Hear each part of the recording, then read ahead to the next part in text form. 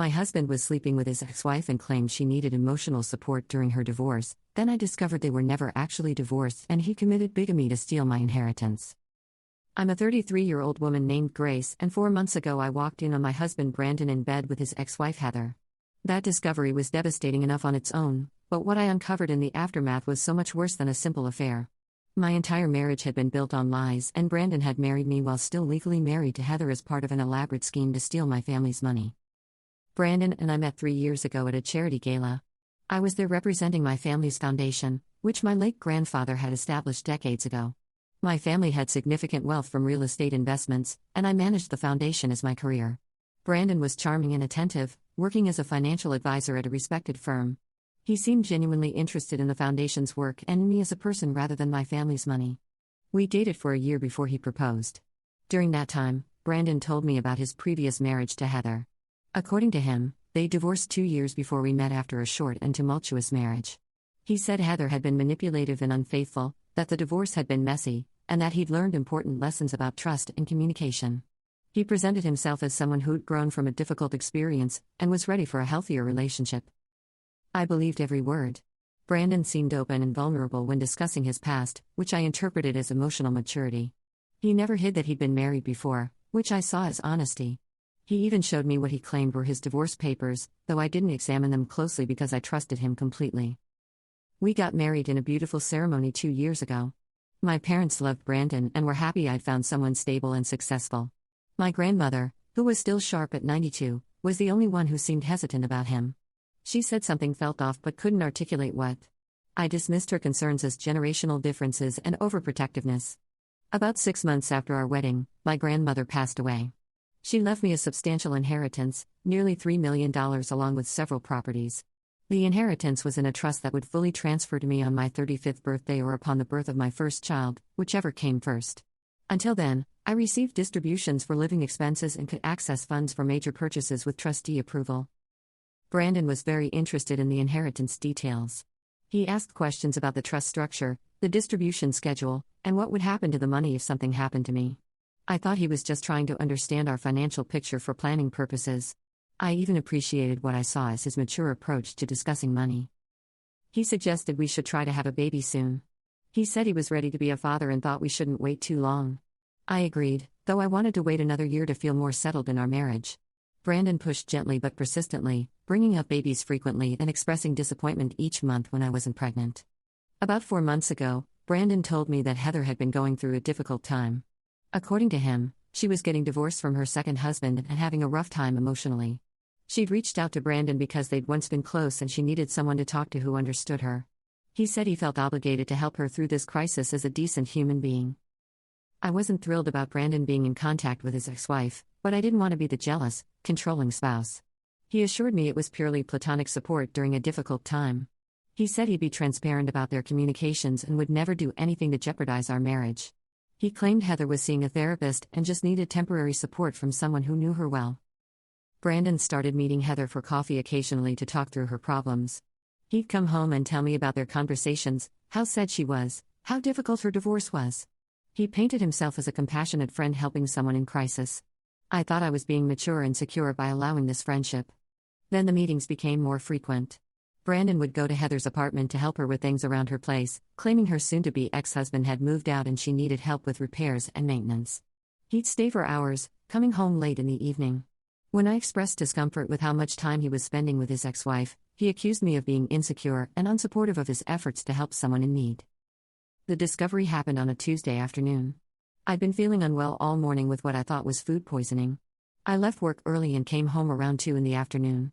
Brandon's car was in the driveway, which was unusual since he was supposed to be at the office until evening. I assumed he'd also come home sick or had forgotten something. I walked into our bedroom and found Brandon and Heather in our bed together. They were so absorbed in each other that they didn't notice me at first. I stood there frozen, unable to process what I was seeing. When Brandon finally saw me, he scrambled to cover himself and started stammering explanations. Heather, on the other hand, looked almost smug. She pulled the sheet around herself and made no move to leave. Brandon tried to say it wasn't what it looked like, that they'd been talking and things had gotten out of hand, that it was a one-time mistake. I didn't say anything. I just turned and left the house. I drove to my best friend Maya's apartment and told her everything. She was furious and immediately started helping me think through what to do next. She suggested I hire a divorce attorney and a private investigator before confronting Brandon formally. She said I needed to protect myself and my assets before he realized I was serious about leaving. I followed her advice. The next day, while Brandon was at work and presumably Heather was at her apartment, I met with a divorce attorney named Patricia who specialized in high net worth divorces. I explained the situation, including the details about my inheritance and the trust structure. Patricia asked me several questions, including whether I'd seen Brandon's divorce decree from Heather. I admitted I'd seen papers Brandon claimed were his divorce documents but hadn't examined them closely. Patricia said this was important and I should try to locate those papers or get copies. She also recommended hiring a private investigator to document the affair and to verify basic facts about Brandon's background, including his previous marriage and divorce. The private investigator's name was David, and he got to work immediately. Within a week, he came back with information that made my blood run cold. Brandon and Heather had never actually divorced. The papers Brandon had shown me were fake, created using publicly available templates and filled in with false information. Brandon was still legally married to Heather when he married me. I'd been living in a bigamous marriage for 2 years.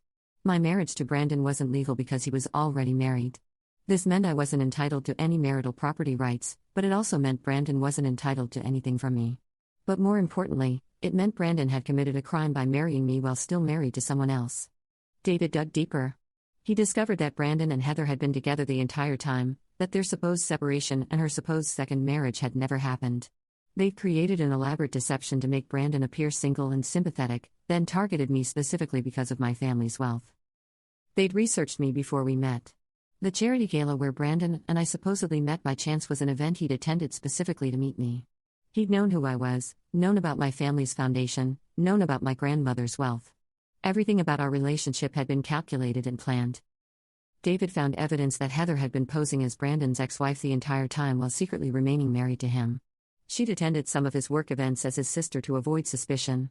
They'd maintained separate residences but were actually together constantly when Brandon wasn't with me. The emotional support story was cover for their continued relationship.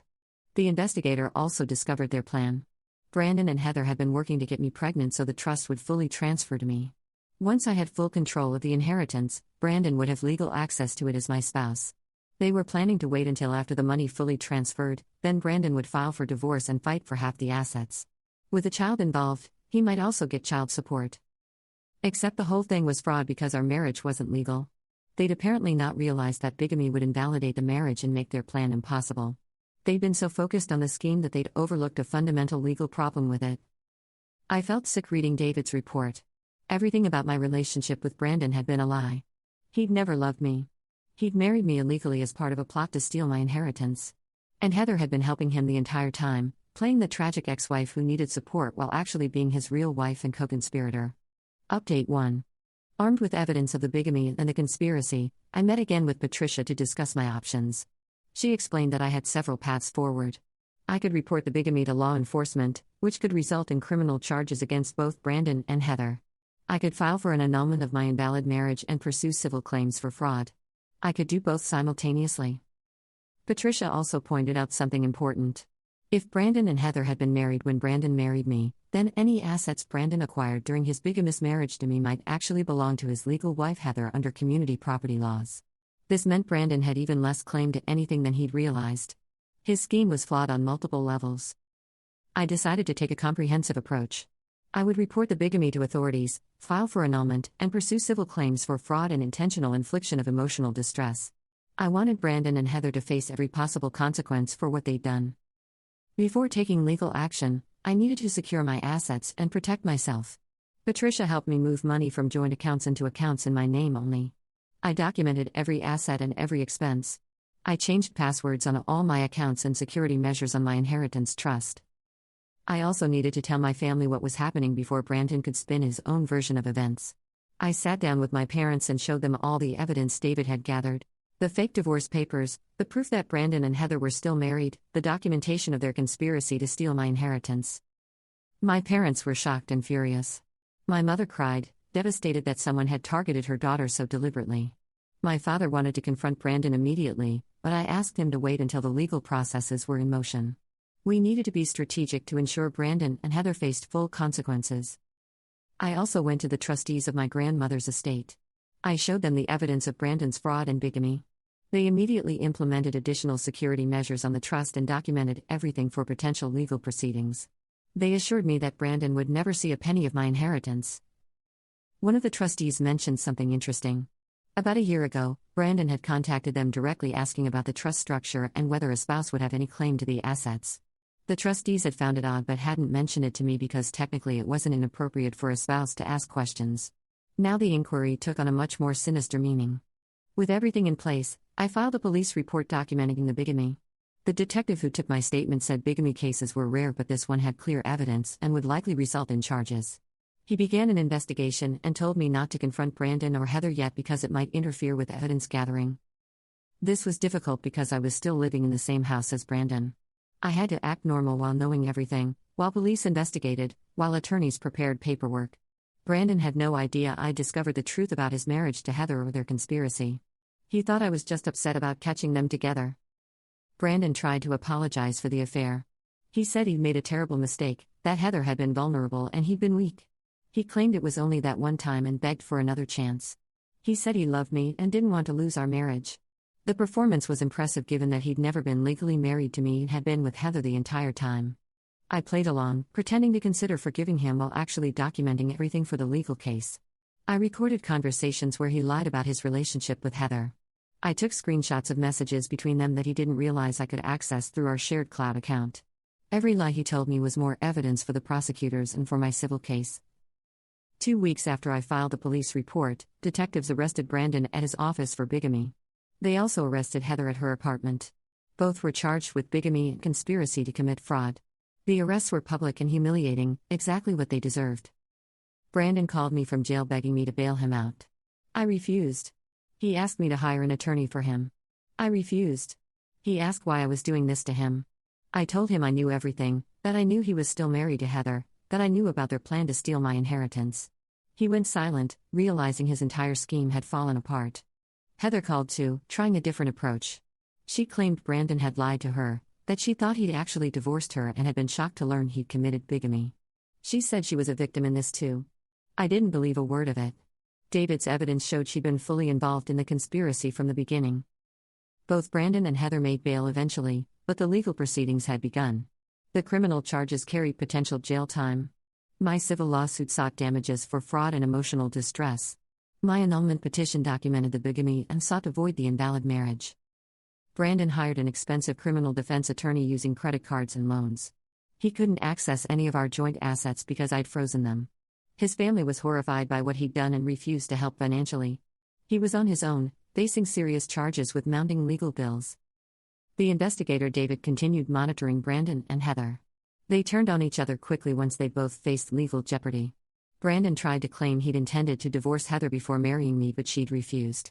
Heather claimed Brandon had manipulated her into the conspiracy. Neither story was credible given the evidence. My annulment was granted quickly given the clear evidence of bigamy. The judge was openly disgusted by Brandon's conduct. He granted the annulment, declared the marriage void from the beginning, and awarded me damages for fraud. Brandon was ordered to repay money he'd spent from our joint accounts plus interest. The criminal case took longer.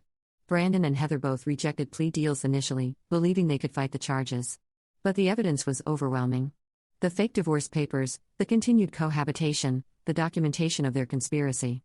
The prosecution had everything they needed. Eventually both accepted plea deals. Brandon pleaded guilty to bigamy and conspiracy to commit fraud. He was sentenced to 18 months in prison plus probation and restitution. Heather pleaded guilty to conspiracy to commit fraud and received 12 months in prison plus probation. Both would have criminal records that would follow them for life. Update 2. The legal proceedings took about 4 months to work through the system. During that time, I focused on rebuilding my life and processing the betrayal. The therapy helped tremendously with understanding that I wasn't at fault for Brandon's deception. He'd been skilled at manipulation and had deliberately targeted me. I couldn't have known because the lies were so elaborate. Brandon's employer fired him once the criminal charges became public. Financial advisors need to maintain clean records and reputations. Having an employee charged with bigamy and fraud was unacceptable. Brandon lost his license to work in financial services. His career was over. Heather worked as an administrative assistant and lost her job too when her employer learned about the criminal charges. She'd lied on background check paperwork by not disclosing that she was married, claiming to be single when she was legally married to Brandon. Her employer considered this grounds for termination. Both Brandon and Heather filed for bankruptcy during the legal proceedings. They couldn't afford their legal fees, the restitution they owed me, and their basic living expenses. The bankruptcy eliminated some of their debts but not the restitution orders from the criminal case or the civil judgment I'd won. They'd be paying me back for years. My family was incredibly supportive through everything. My parents helped me find a new place to live, a beautiful condo downtown that was entirely mine with no memories of Brandon. My father helped me move and change all my locks and security systems. My mother stayed with me for the first few weeks after the arrests, making sure I was eating and sleeping and processing everything healthily. My extended family rallied around me too. Cousins and aunts and uncles I hadn't seen in years reached out to offer support and express their disgust at what Brandon had done. Several family members mentioned they'd never quite trusted him but hadn't wanted to say anything and cause problems. I wish they had spoken up, but I understood the difficulty of questioning someone else's relationship. The story made local news because of the unusual nature of the crime and because of my family's prominence in the community. The headlines were embarrassing but ultimately worked in my favor. Everyone knew I was the victim of an elaborate fraud rather than someone who'd failed at marriage. The public nature of Brandon's crime actually protected my reputation. Friends and acquaintances reached out to express support and share that they'd never liked Brandon.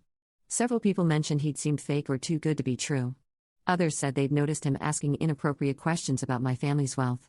The feedback made me realize the warning signs had been there, but I'd been too trusting to see them. I threw myself into work at the foundation, finding purpose in helping others while healing from my own trauma.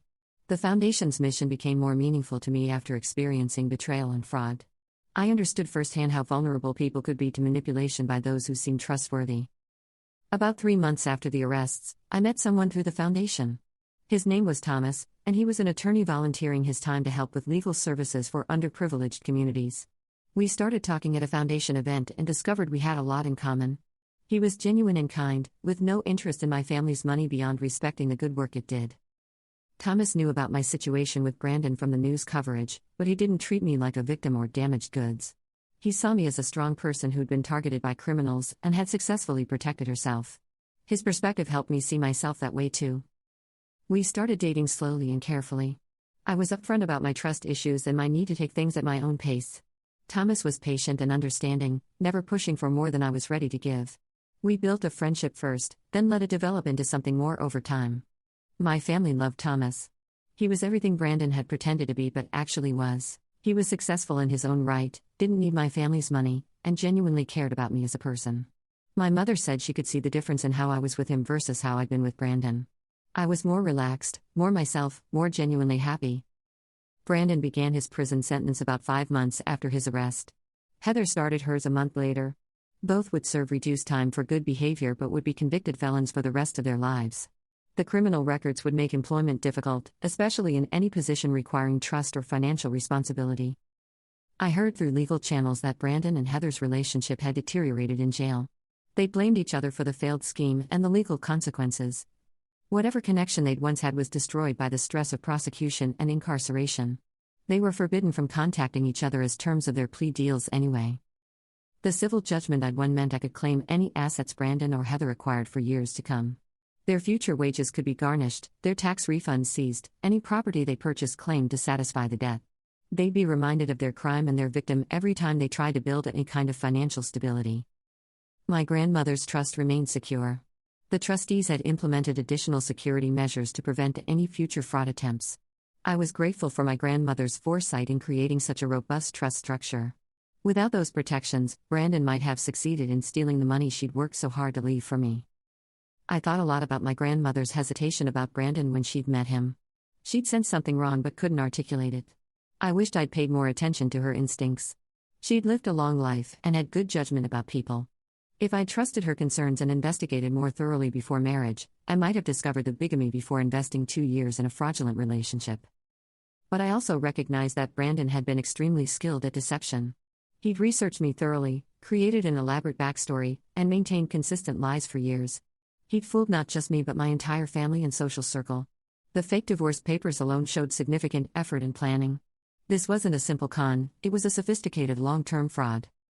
The experience taught me to verify rather than automatically trust, especially regarding important matters like someone's legal marital status.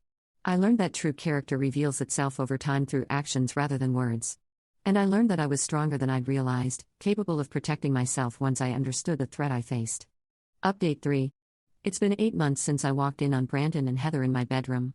The shock and pain of that moment have faded into something more like a scar, a reminder of what happened but no longer actively hurting. My life has changed completely, almost entirely for the better.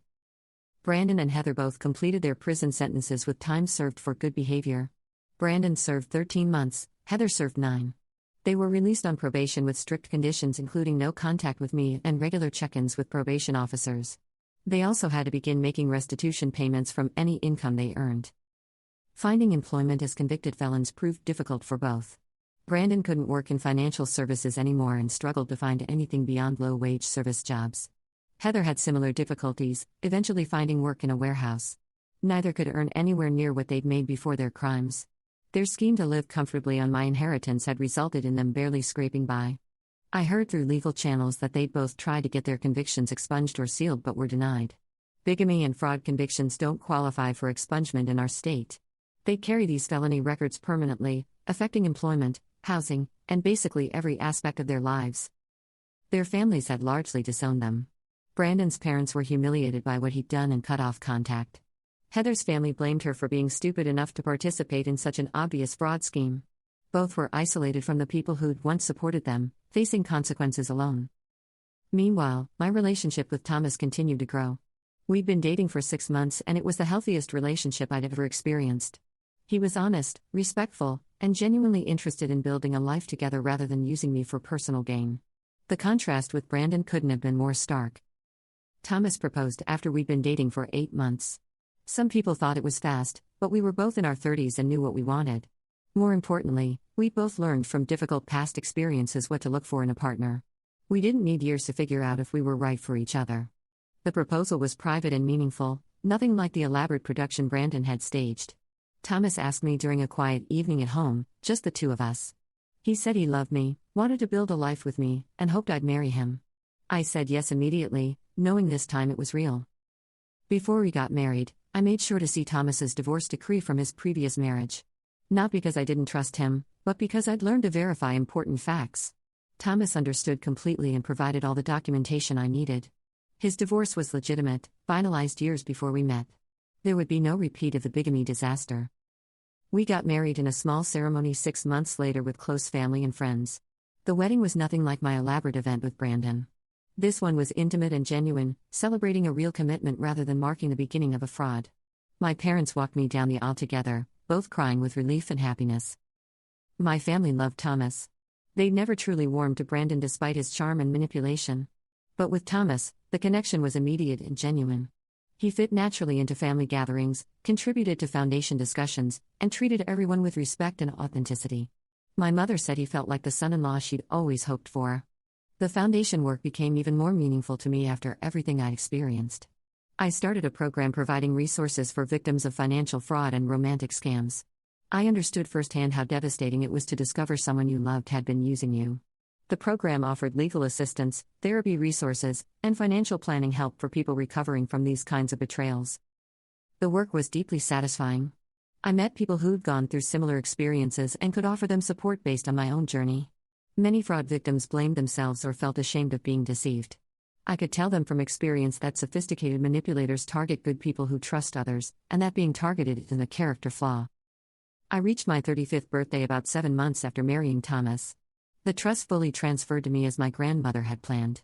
I had complete control of the inheritance that Brandon had tried so hard to steal. The irony wasn't lost on me that he'd married me fraudulently to access money he'd never see, while I ended up with a genuine husband who needed nothing from my inheritance. Thomas and I used some of the money to buy a beautiful house in a neighborhood we both loved. We also increased the foundation's budget for the Fraud Victim Assistance Program. We traveled to places I'd always wanted to visit. We started planning for a family, but on our own timeline rather than as part of someone else's theft scheme. I got pregnant about a year after we married. The pregnancy was different from what it would have been with Brandon. This baby was conceived in love with a man I trusted completely rather than as part of a conspiracy to steal my money. Thomas was excited and supportive, attending every appointment and reading every parenting book he could find. We had a daughter and named her after my grandmother. My parents were thrilled to be grandparents. Thomas's family welcomed the baby warmly. Our daughter was born into a family built on honesty and genuine love rather than deception and fraud. She'd grow up knowing her parents' story and understanding the difference between real commitment and manipulation. Brandon tried to send a letter through his probation officer about a year after his release. The letter was supposedly an apology, but it spent more time explaining his motivations and asking for understanding than actually taking responsibility. He claimed he'd been desperate financially and had made poor choices. He asked if I could forgive him and possibly help him get back on his feet. I didn't respond.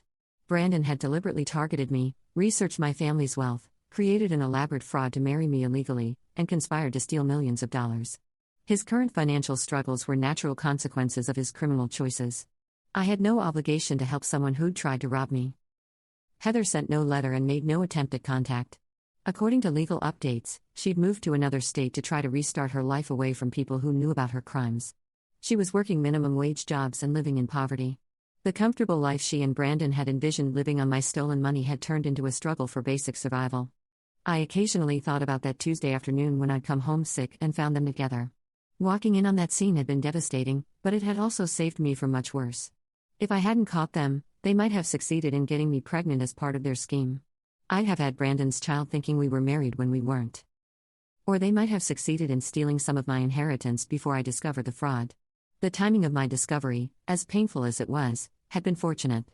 I caught them before they could do irreversible damage to my life or my finances. The experience taught me valuable lessons about trust and verification. I learned to pay attention to my instincts when something felt wrong. I learned that real love looks different from performed love, even if the differences are subtle. I learned that I was capable of protecting myself once I understood the threat. Most importantly, I learned that being targeted by criminals wasn't a reflection of my judgment or worth. Brandon and Heather were skilled manipulators who'd planned their fraud carefully. I couldn't have prevented being targeted, but I'd successfully protected myself once I knew the truth. That was what mattered. My revenge wasn't elaborate or planned. It was simply ensuring Brandon and Heather faced the full legal consequences of their crimes. They chose to commit bigamy and conspiracy to commit fraud. They chose to target someone and try to steal millions of dollars through deception. The consequences, criminal convictions and ruined lives, were proportional to their choices. I didn't have to destroy them. They destroyed themselves through their greed and criminal behavior. I just had to protect myself and let the justice system work. The dramatic downfall was their own doing, natural consequences of targeting the wrong person and underestimating the legal and financial protections in place. 8 months after walking in on that devastating scene, I'm married to a wonderful man, pregnant with our second child, running a successful foundation, and living in a beautiful home. Brandon and Heather are convicted felons working low-wage jobs, paying restitution they'll never finish, and living with the consequences of their fraud. Their elaborate scheme to steal my inheritance failed completely. They got nothing but criminal records and ruined reputations. Meanwhile, I have everything they wanted to take: financial security, genuine love, a real family, respect in my community, and peace of mind. The inheritance my grandmother left me is secure and being used for good. That's the best outcome I could have hoped for from a terrible situation. Brandon and Heather tried to steal my future, but they ended up giving me clarity about what I didn't want and freedom to find what I did want. Their betrayal led me to Thomas, to my foundation work with fraud victims, and to a life built on honesty rather than deception. The marriage that wasn't legal became the catalyst for finding a real marriage. The fraud attempt became the foundation for helping other fraud victims. The betrayal became an opportunity to build something genuine and lasting. Brandon and Heather's worst intentions inadvertently led to my best life. I don't forgive them, and I don't wish them well. But I also don't think about them much anymore. They're just people who made terrible choices and are living with the consequences. My focus is on my husband, my children, my foundation work, and the life I'm building based on honesty and integrity rather than manipulation and crime. Their attempted theft of my inheritance taught me that true wealth isn't just money, it's having people who genuinely love you, purpose in your work, and peace in knowing you've lived with integrity. I have all of that. Brandon and Heather have none of it. That's justice, and that's enough.